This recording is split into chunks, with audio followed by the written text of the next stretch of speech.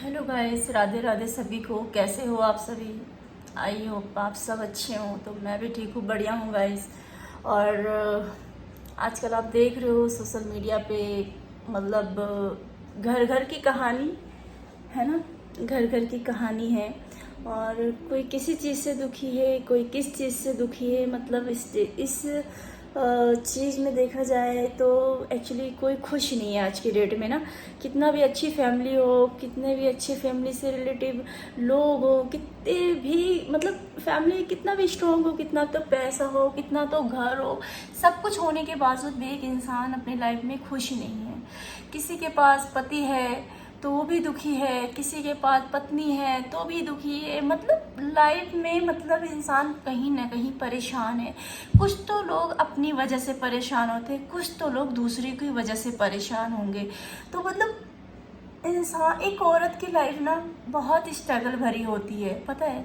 अगर वो औरत अपने बच्चों को लेकर और अपनी फैमिली को लेकर और अपनी पुरानी चीज़ों को कुछ भुला कर वो आगे बढ़ रही है ना, तो इंसान उसको ना बढ़ने नहीं देता है। पता नहीं क्यों समाज उस टाइम पे कहाँ सो जाता है। मतलब जब उसकी लाइफ में मैंने देखा है, जब तक पति रहता है ना साथ में, तब तक इंसान को ये लगता है ना कि मतलब उसके होते हुए तो कोई मुंह ही नहीं खोलता। पहली बात तो ये, ठीक है, उसके होते हुए तो कोई मुंह नहीं खोलता। किसी की हिम्मत नहीं होती भाई कि किसी के पति होते हुए भी कोई उसके ऊपर कोई उंगली उठा दे। मतलब कोई भी नहीं बोल सकता, ठीक है ना। लेकिन यार मैंने देखा है जैसे कि हस्बैंड के गुजर जाने के बाद, जिसके किसी की लाइफ में भगवान जो है हस्बैंड जल्दी गुजर जाता है या ख़त्म हो जाता है, या किसी दौरान उसका कुछ केस हो जाता है या कुछ ऐसा हो जाता है, डिवोर्सेस हो जाती है, या कोई मतलब लाइफ की हर एक चीज़ की प्रॉब्लम बन जाती है ना जब फैमिली, तो पता नहीं क्यों लोग जीने नहीं देते हैं। तो फैमिली तो छोड़ो छोड़ो, जो पड़ोस के कुछ लोग होते हैं ना, वो जीने नहीं देते हैं। बहुत सारे लोग ऐसे हैं कि जो आपको खुश देखना ही नहीं चाहते हैं। तो मैं यहाँ पे अब बात करने वाली हूँ, एक मेरी सेम स्टोरी है, मेरी जैसी सेम कहानी है, मैं उनकी बात करना चाहती हूँ। देखिए, मैं लाइव आई थी तो मुझे किसी ने बोला था कि 2 लाइन उनके लिए भी आप बोलो। हालांकि मैंने उनके लिए बहुत सारी वीडियोस बनाई हैं, बट उनका बहुत बड़ा चैनल है, वो रिस्पॉन्स नहीं देती हैं। कोई बात नहीं, लेकिन एक लेडी होने के नाते, एक औरत होने के नाते हमारा फ़र्ज़ बनता है कि हम सुने और बोले और कहें कि सब लोग उनको समझाओ। तो किसी की फैमिली में, देखिए फैमिली मैटर के बारे में बोलना तो हमारा फर्ज नहीं बनता है। देखिए खुशी का माहौल हो तो चलो एक इंसान तारीफ भी कर दे, लेकिन एक औरत जब गम में रहती है ना, जब रोती है ना, जब उसके छोटे छोटे मासूम बच्चे दिखते हैं ना सामने से, तो कलेजा फट जाता है, ठीक है ना। कलेजा फटता है, क्योंकि हम किसी के बारे में ना गलत नहीं बोलना चाहते हैं। हम कहते हैं भगवान चलो उसको और खुशी दे, जहाँ तक हो सकता है ना उसको खुशी दे। हम तो खुशी के लिए दुआएं करेंगे कि भगवान उनको खुश रखे अपनी लाइफ में। छोटे छोटे मासूम बच्चे हैं, है ना, तो मतलब उनका कोई सहारा नहीं। एक माई तो अपना सहारा बनती है ना बच्चों का। कोई बाहर वाला, कोई पड़ोसी, कोई यार, कोई दोस्त, कोई नहीं आता आगे, कोई भी नहीं आता है। लोगों की गलत फहमी होती है कि ये है तो मेरा सब कुछ है।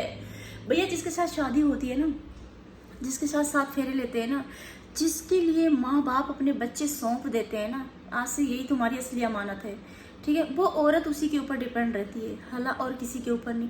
लेकिन मैंने देखा है आदमी के गुजर जाने के बाद ना एक औरत की ज़िंदगी ना, सच बताऊँ तो नर्क बन जाती। अगर वो अपने पे आ जाए ना, अगर वो लेडी अपने पे आ जाए ना, तो देखना आप कभी भी उसको कोई कभी खलेगा ही नहीं, क्योंकि वो बहुत ज़्यादा पावरफुल स्ट्रॉन्ग। लेकिन लोग बाग उसे जीने तो नहीं देते ना। कभी कहीं से उंगल करेंगे, कोई कहीं से कुछ बातें सुनाएगा, कोई कहीं से कुछ बातें बोलेगा। तो मैं इसी बात पे आज एक बात बोलना चाहती हूँ भैया। देखो, पड़ोसी हो, चाहे घर के रिश्तेदार हो, चाहे रिलेटिव हो, चाहे पारिवारिक हो, चाहे कोई भी हो, अगर किसी के साथ अगर कोई घटना घट जाती है ना, तो उसकी जिम्मेदार ना आप लोग नहीं हो। वो तो जिस औरत के साथ शादी हुई है उसकी किस्मत खराब थी, या फिर उस आदमी की किस्मत खराब थी जो उसकी पत्नी के लंबे समय तक उसका साथ ना रहा।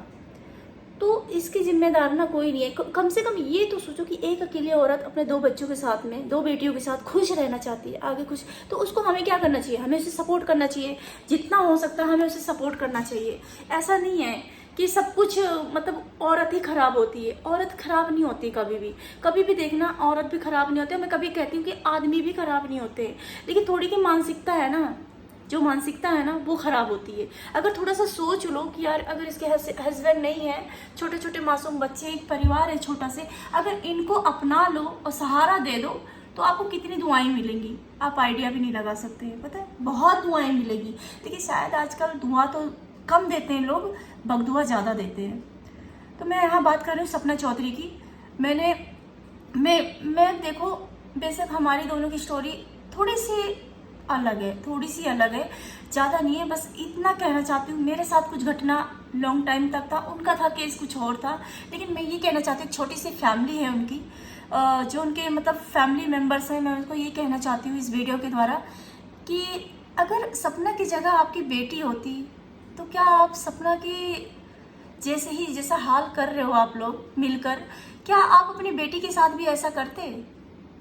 मैं एक एग्जांपल दे रही हूँ यहाँ पे। क्या आप अपनी बेटी के साथ भी यही बर्ताव करते? क्या अपनी बेटी को ऐसे ही कुड़कता हुआ, रोता हुआ, झेलता हुआ, दर्द देते हुए आप देख लेते?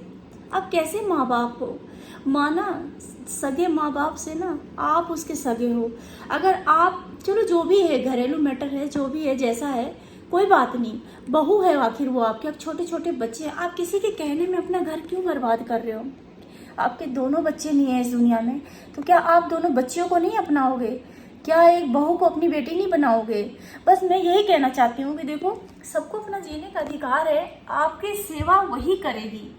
जो भी गलत फहमियाँ हैं ना, जो भी लाइफ की प्रॉब्लम है ना, उसको चाहो तो आप लोग सॉर्ट आउट कर सकते हो बहुत इजी तरीके से।